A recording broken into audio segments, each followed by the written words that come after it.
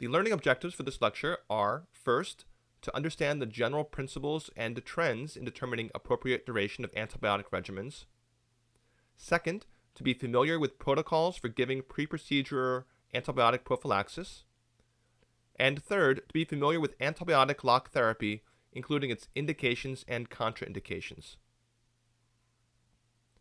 Despite it being an essential decision in the treatment of any infectious disease, I have not yet spoken about how one determines the duration of antibiotics. This is not because the question or answer is complex, but rather because many times there is no specific right answer.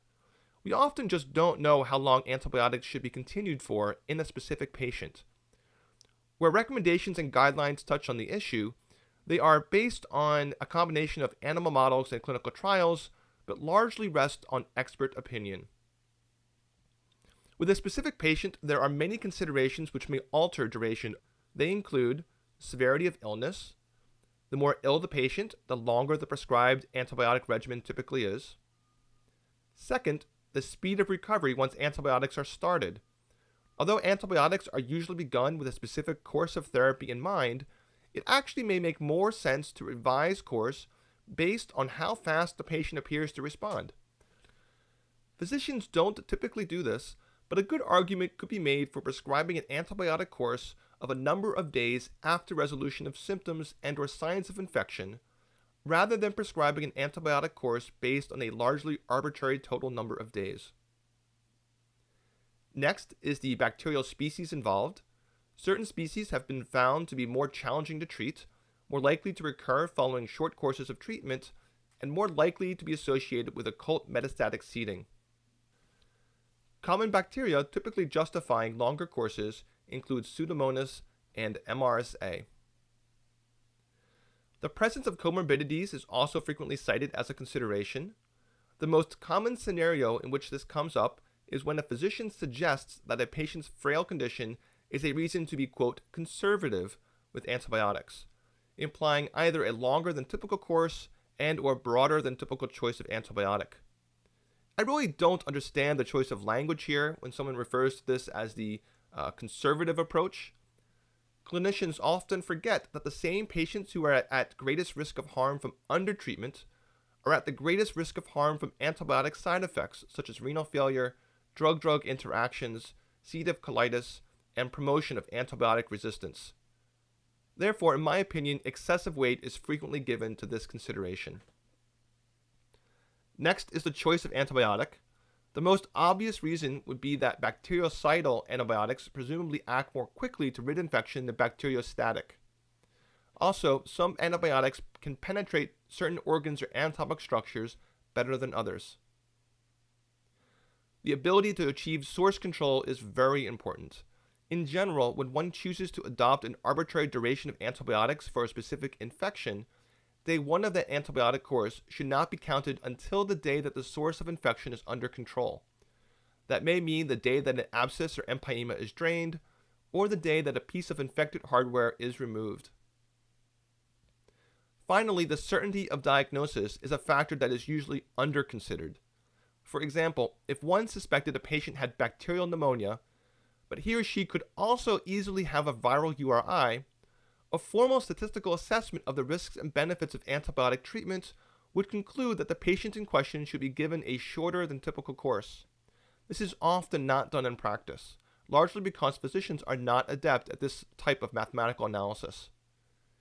Likewise, if a patient was known to have MSSA bacteremia, which would normally be treated for 2 weeks, but endocarditis, usually treated for 4 to 6 weeks, could not be completely ruled out, an appropriate treatment duration should fall somewhere in between the two. In practice, most physicians would consider treating for the full 4 to 6 weeks for presumed endocarditis, even though risk-benefit analysis would conclude this was not the most logical course of action unless endocarditis had actually been diagnosed. There has been an interesting trend over the past 50 years regarding the standard of care when it comes to the duration of antibiotic treatment. Instead of providing you specific diseases, here is a rough approximation of what's happened for 7 hypothetical infectious conditions. As time has passed, the typical durations for some have stayed roughly the same, some have gone up and then down, and some have gone down then up. But overall, the trend has been towards shorter and shorter antibiotic courses. As you can see with hypothetical condition F, there are even conditions now that were previously treated with antibiotics in which antibiotics are no longer recommended or considered standard of care. It's interesting that this very broad and general trend is continuing to this day. I am now seeing medical house staff treating community-acquired pneumonia for as short as 5 days, whereas during my medical training, I would have risked reprimand for prescribing any course shorter than 10. I wonder if, in another 10 or 20 years, courses will be even shorter than they are today. So what are the typical durations for antibiotic courses today?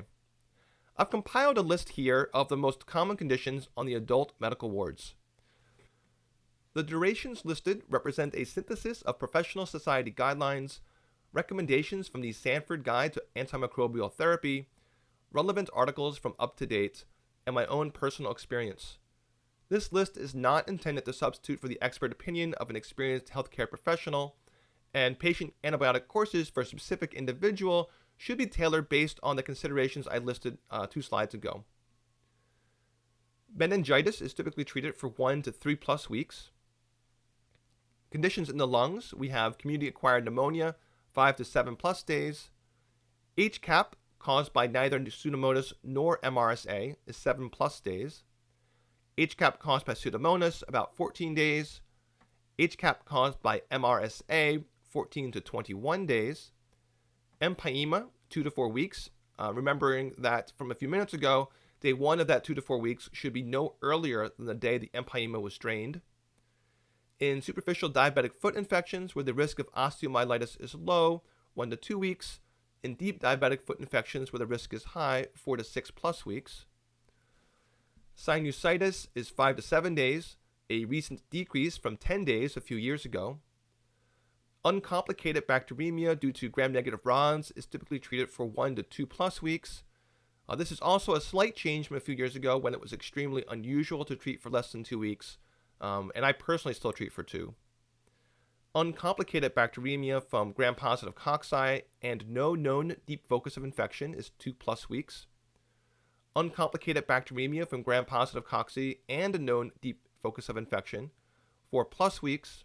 A deep focus could be something like a deep abscess related to the bacteremia or suppurative thrombophlebitis. And now that I'm thinking about it, probably I wouldn't call either of those situations uncomplicated bacteremia after all. Endocarditis gets 4 to 8 plus weeks, depending upon the isolated organism and presence of hardware. Shock of unknown etiology, in which cultures are negative, is typically treated with antibiotics for 7 to 10 days, possibly longer if the patient remains hemodynamically unstable. Within the GI tract, bacterial gastroenteritis can be treated for 3 to 5 days, and sometimes with no antibiotics at all, depending upon the suspected pathogen. SBP gets 5 days, longer if abdominal pain persists or repeat paracentesis shows a persistently elevated peritoneal neutrophil count. Diverticulitis gets 7 to 14 plus days, and C. diff gets 10 to 14. Within the GU system, an uncomplicated UTI in a female gets 3 to 7 days, and on rare occasions is treated with a single dose. A UTI in men or a catheter-associated infection in either sex gets 7 to 14 days. Pyelonephritis, 7 to 14 days. And acute prostatitis gets a surprisingly long 4 to 6 weeks as a consequence of suboptimal prostatic penetration of many antibiotics, as well as the potential for forming microabscesses in the prostatic tissue. Finally, in the other category, cellulitis was 7 to 10 days, septic arthritis in the absence of hardware 4 weeks, and osteomyelitis in the absence of hardware 6 plus weeks. In a patient who was initially started on multiple antibiotics, or on a single very broad antibiotic, how does the clinician know when to narrow antibiotic coverage? In general, an antibiotic regimen should be narrowed as much as possible once the etiologic bacterial species and antibiotic sensitivities are known. However, some types of infections are known to be frequently polymicrobial even if only one organism grows in culture, in which case the clinician may want to keep coverage very broad. Examples of these situations include deep diabetic foot infections, which only a single organism grows in wound culture, or an empyema, which only grows a single organism. In the frustrating event that an organism is never identified in a suspected bacterial infection, there is no one correct strategy to guide how to narrow antibiotic coverage. Some clinicians will continue treating broadly until the end of antibiotic regimen completely. Others will take an approach which employs empiric stepwise narrowing. What does empiric stepwise narrowing look like? Suppose, for example, a dementia patient from a nursing home who was previously infected with an ESBL strain of Klebsiella presented with severe pneumonia, which could have been a healthcare-associated pneumonia or possibly an aspiration pneumonia. Possible etiologic microbes would therefore include ESBL, MRSA, and anaerobes. Therefore, the initial empiric regimen should include coverage for all of these. Suppose over the first 4 days of treatment with this regimen, the patient steadily improves, but unfortunately by day 4 the patient's blood and sputum cultures are persistently negative. A common approach to narrowing and eventually discontinuing the patient's antibiotics might look like this. On the 5th day, the regimen is narrowed by discontinuing the antibiotic targeting the least likely pathogen, which in this case might be considered to be the anaerobic coverage. Presuming the patient is still looking better the next day, the anti-ESBL coverage is DC'd, and if he or she looks well still the day after that, the last antibiotic is DC'd. The actual order is not terribly relevant, this is just an example. And the idea here is that if the patient worsens after any change, it implies that the change should be reversed. The problem is what one should conclude if, for example, the patient worsens here about 24 hours after the last antibiotic was discontinued. The quickest conclusion would be that it was the discontinuation of the anti-MRSA coverage that was the problem. Unfortunately, the half-life of that drug may be long enough that it's still in the patient's system, and even if not, it might still take more than a day or even more than 2 or 3 days for an incompletely treated infection to recur. Therefore, while it could potentially be the discontinuation of the MRSA coverage that was the problem, it could just as easily, and perhaps even more so, be the consequence of this narrowing step or this one. In the end, we cannot know. Therefore, in the absence of new data, the most appropriate course of action would likely be to restart all 3 antibiotics and go back to square one. At this point, I'll switch topics to discuss antibiotic prophylaxis. Routinely giving antibiotics prior to many types of elective surgical procedures has been shown to decrease surgical site infections. Antibiotics are only one of many means of preventing surgical site infections. Other essential practices include preoperative skin cleansing with chlorhexidine or iodine, use of barrier devices by staff in the OR, such as masks, caps, gowns, and shoe covers, surgical hand hygiene, and good general surgical technique. Antibiotics should be given about 30 to 60 minutes prior to surgery in order to ensure maximum drug tissue levels at the time of first incision, though some advocate for vancomycin and quinolones to be given closer to 60 to 120 minutes prior. The choice of antibiotic given depends upon the type of procedure, as different procedures expose patients to different pathogens. For example, most procedures can be classified as what I call clean transcutaneous procedures, such as upper GI tract, elective orthopedic, neuro, and cardiothoracic surgery, along with pacemaker and ICD implantation. In these procedures, Staphylococcus, usually Staph aureus, is the most common pathogen leading to surgical site infections. Therefore, the preferred regimen should obviously target staph. The preferred prophylactic regimen is cefazolin for patients with a severe type 1 allergic reaction to penicillin or patients who are at unusually high risk of MRSA infection. Vancomycin is an acceptable alternative. In colorectal surgery, the surgical site will be exposed to a much broader variety of microbes, essentially anything that lives within the lower GI tract, which includes enteric gram-negatives, enterococcus, and anaerobes, as well as staph from the skin. Therefore, a prophylactic regimen should be much more robust. Preferred choices include the second-generation cephalosporins, cefoxitin, and cefotetan, the combination of cefazolin and metronidazole, which does not have great coverage of enteric gram-negatives, or the combination beta-lactam/beta-lactamase inhibitor ampicillin-sulbactam, marketed in the US under the trade name Unison. In patients with penicillin allergy or high risk of MRSA, the combination of vanc, a quinolone or aztreonam, plus minus metronidazole can be given. In oral surgery, mouth anaerobes are the major concern. Clindamycin alone is a good choice and can be given to patients with a penicillin allergy. Other options described in the literature include cefazolin plus metronidazole and ampicillin-sulbactam. Finally, in high risk, that is non-routine cystoscopy, and any transurethral or endoscopic procedures involving instrumentation of the ureters, enteric gram-negatives are the major concern. Therefore, either ciprofloxacin or trimethoprim sulfamethoxazole are used. Although increasing quinolone resistance in E. coli in some parts of the world has led many internists away from using this class as empiric coverage in UTIs, this concern has not yet translated into changing practice among urologists. It's possible that this has not yet been found to be an issue with post-operative infections in urologic patients, though with a continuing increase in worldwide use of quinolones, this may become more apparent in the near future. While everyone agrees with the importance and benefit of prophylactic antibiotics immediately prior to the procedure, an importantly and frequently overlooked question is how long to continue them after the procedure. There are two basic situations seen in common practice.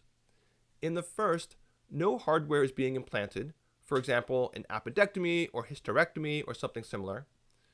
In this case, antibiotics are continued at the usual dosing interval during the actual procedure, and may or may not be continued for up to 24 hours after the procedure's conclusion.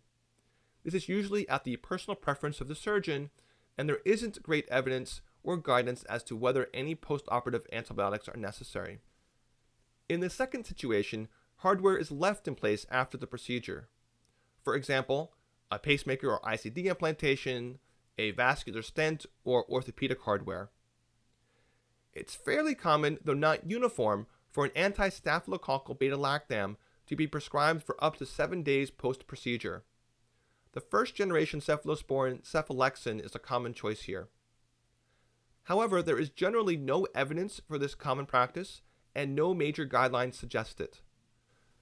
That's not to say that it's necessarily a bad idea, but at this time it's not clearly established to be a good idea either. An important point is that none of this preceding discussion applies to procedures related to traumatic injuries. Surgeries immediately following trauma are usually considered to be dirty procedures where the risk of surgical site infections is significantly higher, and thus surgeons are much more likely to prescribe broader antibiotics and for longer. An important subset of patients requiring antibiotic prophylaxis are those who require prophylaxis specifically against endocarditis. Patients with certain complex cardiac conditions may have an increased chance of endocarditis following procedures that can result in transient bacteremia, for example, a tooth extraction. The possible transient bacteremia associated with this procedure is usually of minor or even trivial concern to most patients, as our immune systems can clear it before the bacteria have a chance to seed anywhere. However, there are some patients who are at a particularly high risk of seeding intracardiac structures even when the bacteremia is very brief and of low bacterial load. These high-risk patients include those with intracardiac prosthetic material, which includes valve replacements and some valve repairs, but excludes coronary stents, patients with a prior history of endocarditis, patients with unrepaired cyanotic congenital heart disease, and those with valvulopathy in a transplanted heart. The types of procedures which have potential for transient bacteremia include dental procedures, more involved than routine cleaning, various procedures of the upper respiratory tract, including tonsillectomy and transbronchial biopsy, but excluding flexible bronchoscopy without biopsy, GU instrumentation, ERCP, and colonoscopy with biopsy. In general, the concern is the combination of the high-risk patient and procedure causing transient bacteremia, with a couple of caveats. First, significant transient bacteremia from GU instrumentation is now thought to be less common than previously, plus most bacteria found in the GU tract are enteric gram-negative rods, which very rarely cause endocarditis. Therefore, a GU procedure is only considered significant when the patient concurrently has an enterococcal UTI, and eradication of the infection should be attempted prior to instrumentation. Similarly, with both ERCP and colonoscopy with biopsy, while they can result in transient bacteremia, the risk of this is low, and the bacteria that translocate into the bloodstream are usually not the same species with a predilection for heart valves. Therefore, these are no longer considered part of the indications for prophylaxis. What agents are preferred? For high-risk patients undergoing either dental or respiratory tract procedure at high risk of causing transient bacteremia, the preferred choice is a single dose of amoxicillin, 2 grams orally, given 30 to 60 minutes before the procedure begins. Alternate choices include cephalexin, azithromycin, and clindamycin. I'm going to cover one final topic in this course, which is antibiotic lock therapy. Catheter-related bloodstream infections are very common and are difficult to treat because they are associated with a microbial biofilm on the catheter surface. Routine systemic antibiotics may be unable to penetrate the biofilm, leading to recurrent catheter infections. Therefore, the conventional strategy for these infections is simply to remove or replace the catheter.